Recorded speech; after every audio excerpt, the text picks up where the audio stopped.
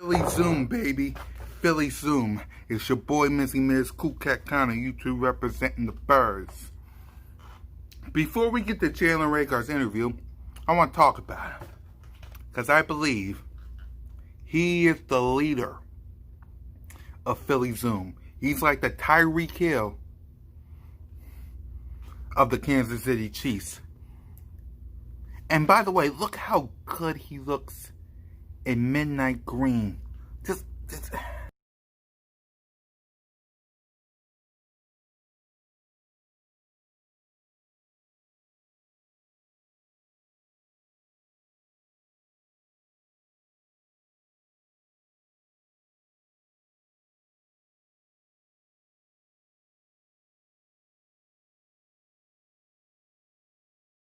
he looks so damn good. And he's going to be here for a long time with Quez and Hightower.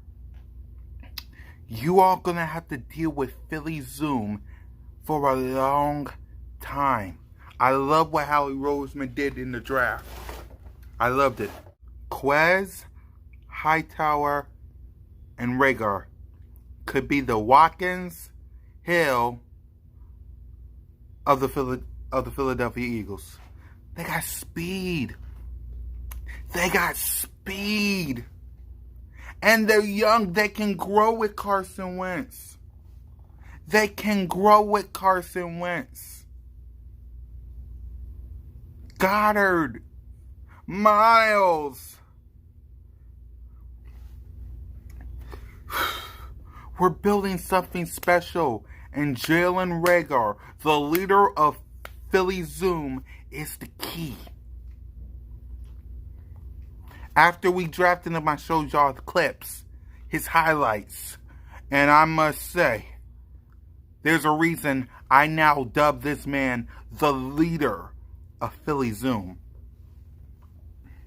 He got that speed. He got that Tyreek Hill speed, man. I just can't wait for him, Quez, Hightower to all be on the field together with a quarterback that will throw the deep ball so beautifully. The leader of Philly Zoom, y'all. Y'all better watch out. Y'all better watch out. And if you don't believe in your boy, which I know you don't, watch his press conference and hear what he has to say about the upcoming season. My God, I can't wait. Hi,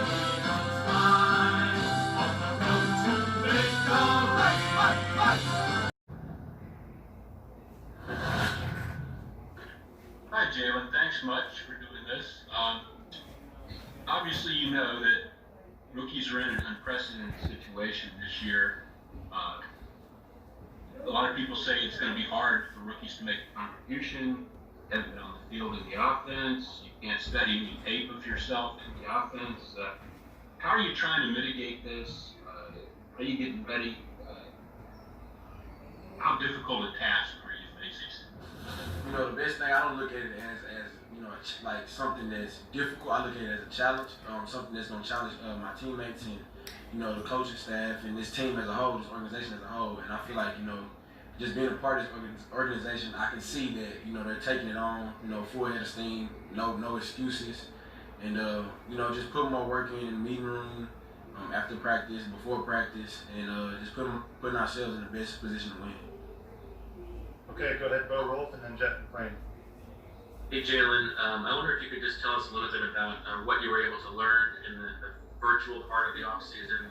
You know, some guys are visual learners, some guys sort of need to see it on the field. How was that for you, and you know, what sense of the offense do you feel you had at this point? Well, I feel like I learned a lot. I pride myself on being very, you know, easily adaptable to certain things. So I just, you know, worked hard, you know, tuned in on the meetings always, stayed focused. And then I feel like it just, you know, now that we're here, it's better because we're hands-on. We can see the coaches can actually explain in depth, and then it's better always just being in person anyway rather than virtual. Okay, Jeff, and then Dave Zingaro. Jalen, have you, am I right that you worked out maybe with Deshaun, and if not, have you spoken to him, and has he given you any advice about, what you could do as a rookie, what kind of contributions you can make as a rookie, especially as a speed guy? Yes, I had talked to him. He called me the day after the draft, and a few days after that, and he just told me to, go in with a mission, in my mind, and go in with a chip on my shoulder and just know I can make a big contribution. It's the reason why this organization drafted me. They believed in me, and he was like, just don't wait at the back, just go ahead and step in now, and why wait? Just go ahead and take it full head of steam. Go ahead, Dave, and then Rob Marty. Hey, Jalen, I saw you got a chance to work out with Carson for a little bit. What was that experience like, and what did you guys accomplish in those couple days? It was great to finally meet Carson in person, rather than just texting or talking to him. And then we'll come, going over the playbook, going over the routes, the signals, and just trying to gel, get closer in that short amount of time. And then now it's even better because we're gonna be here. I'll be able to be hands-on with him, be able to, actually see him, be around him, see his habits, and be a sponge to him. Go ahead, Rob, and then Ed Kratz. Jalen, how do you think Marquise opting out is going to impact you? Obviously, he was an important addition to the team, and he's somebody who could have been out there and contributed. How do you think that impacts you? And did you at all have any thoughts about considerations about maybe opting out? And what was that thought process like? So with Marquise, I feel like every man, has, their own responsibilities and, own preferences to do certain things. And, I wish him the best, wish him and his family the best. And me personally, no, I didn't have any decisions to opt out. Go ahead, Ed, and then Paul Donald. Hey, Jalen, you have such a versatile background as, you've been a running back, you've returned kicks. Have you been given any indication as what your role is going to be right out of the gate with this team? I know Doug mentioned in June that you're probably going to learn the X spot behind Deshaun Jackson, but have you been given any indication what your role will be coming out of the gate? They've just been emphasizing to me to, learn X and Z and just to learn, I like I said, I prided myself on being, adaptive, being adaptable to every situation. And I feel like if I know the whole playbook rather than just X or Z, then it'll make it easy to move me around. So they're emphasizing just to learn and take in everything. Paul, and then Mike K. Yeah, Jalen, everybody kind of had to improvise training-wise the last 3-4 months because of the pandemic. Where'd you do most of your training, and what kind of shape are you in right now? I did most of my training in Waxahachie, my hometown, in my high school with my cousin Gary Mason, and I did a few things. My uncle David Robinson, D-Rob, he's a receiver trainer. He trains a lot of receivers around the league. And I feel like I'm in good shape now, playing shape, and I can only get better. Mike, and then Jimmy. Hey, Jalen, you're coming in with 2 other draft picks. Have you and Hightower and Watkins kind of forged a relationship at all during the virtual program? Do you guys text one another? Have you been studying the playbook together? What's that relationship like? You would think we've been teammates for years. We are helping each other. We're studying, the playbook with each other. Even after meetings, we FaceTime. We're going to, different places to do walkthroughs, and we're gelling together fine. Like, I feel like I've known those guys for a minute, and we've all, we're here to help each other, and I want to see those guys succeed. Jimmy, and then Martin. Hey, Jalen, there's a stat out there that you had more contested catches than any of the receivers taken in the first round and by a pretty wide margin. And then, we watch highlight reels and obviously see you can make spectacular catches, really catch the football. So when you see other stats showing a high drop rate at times, are those concentration drops? And if so, how do you fix that? I would say, yeah, there were concentration drops, just not being in rhythm. And I mean, the only way you can fix dropping the ball is, catching jugs, getting more reps, and just focusing in on it. I don't make excuses for stuff like that. Like, whether it was a drop or a concentration drop or whatever, I dropped it. But I just pride myself on going to the next play, going on to the next game, and focusing on being the best player I can be for this team. Martin and then Nick. Hey, Jalen. I was wondering, with Marquise opting out and Alshon today going on the PUP list and everything, do you feel that kind of gives you more of an opportunity in training camp to get, more reps than maybe you would have gotten originally?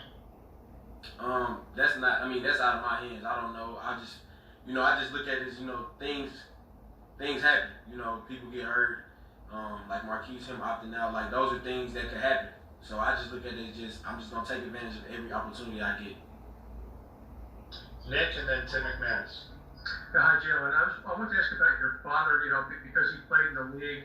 Has he been able to kind of help you kind of cut through the muck and everything and focus on what's important to kind of get you ready to play as a rookie? Been able to lean on him at all? Absolutely. From the start. That's why, when it went from the pre-draft meetings to, the phone interviews and everything, I was prepared for those type of things, the type of questions people may try to throw at you, the way they word it, to try to get you to say certain things, and then just playing football and knowing it's a business. He's prepared me since I was young. So I feel like he's been a great mentor, great father, and he showed me, the ways and gave me tips about the NFL. Tim and then Daniel Gallen.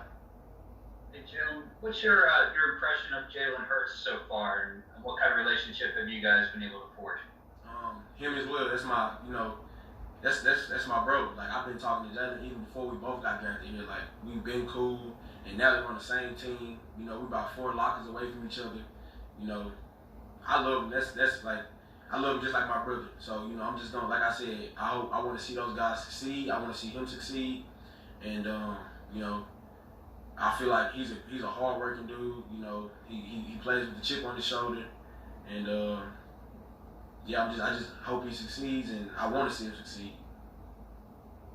Daniel and then Chris Murray. Hey, Jalen, in the 3 months since the draft, obviously everything's been done virtually, but has anything surprised you about the NFL, or has anything stood out to you that you feel like you'll need to work on or adjust to, through the summer and going into training camp? I feel like, just adapting in general, like with the time schedule and, just everything, it's different, but at the end of the day, I look at it as like, it's football. So I'm looking at it, I'm taking everything in that I can learn from everybody, but also applying the things that's gotten me here. So, like I said, I'm just walking around being a sponge. We got time for a couple more, so we'll do Chris, Zach, and Jeff. Yeah, Jalen, question I have for you. You worked out with Bryson Wentz. Did you all, was it more playbook specific? Y'all work on certain routes? And how much time, do you spend working on just looking at the routes and looking at and studying the playbook on a regular basis? Yes, it was about, we went over signals, routes, and then now it's just like I said, virtually, it was like, okay, I'm trying to learn every position and everything. And then now it's here, I'm trying to learn every position, but they're telling me, okay, focus in on this position, focus in on this position. And then now it's like, we're having installs every day and practice. So it's like, I feel like it's just a great opportunity. And I look over them a lot because it's like, I have to. Because in order to apply it, I'd rather not be out there guessing, but just, relax, playing, and in tune with everybody. Go ahead, Zach, and then Jeff. Jalen, it's been a week since the rookies showed up here. What has the past week been like in terms of your schedule? And have you had a chance to see Philadelphia and see the facility? I've seen the facility, but not just so much of Philadelphia, just because, the demands of the schedule. But, that time will come. I have plenty of time to see Philadelphia, and, I plan on being here a long time for the rest of my career. So I have plenty of time to see Philadelphia. How about the schedule this past week? What's that been? Just in the morning, waking up, having lifting, workout, of course, and then we'll have lunch, meetings, and then we get out of meetings, have about 15 minutes or whatever to ourselves just to, regroup, get ready for practice. Then we go out, practice, get out of practice, we have dinner, then meetings again, and then we'll be out of here around 8:30. Jet? Jalen, just hearing you go through your schedule, it sounds obviously like you're really busy, and we all know that the Eagles are doing everything they can in terms of social distancing and et cetera to stop the coronavirus. But how are you handling your time away from the complex in terms of, not coming in contact with other people? How do you think you're going to be able to handle the season of being around people, friends, family, associates, girlfriends, etc.? Just moving accordingly. Making sure I stay safe and making sure the people I do put myself around that, they're not, harming me or being a harm to me. And it's pretty easy. I'm a home guy anyway. So being in a hotel, it's fine with me. I don't have a problem. Okay, thanks, Jalen. Thanks, everybody. We will get Jalen. And there you have it.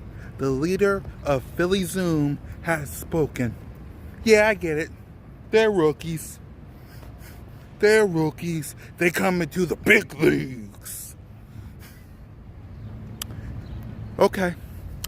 Just wait till Carson Wentz throws them darts to him. You're gonna know what Philly Zoom is all about. Woo! Jalen Reagor looks good in green. Not blue and silver. Not blue and white. Not that mustard and ketchup uniform. Midnight green. The colors of Philly. Y'all in trouble. You don't know what you don't know. On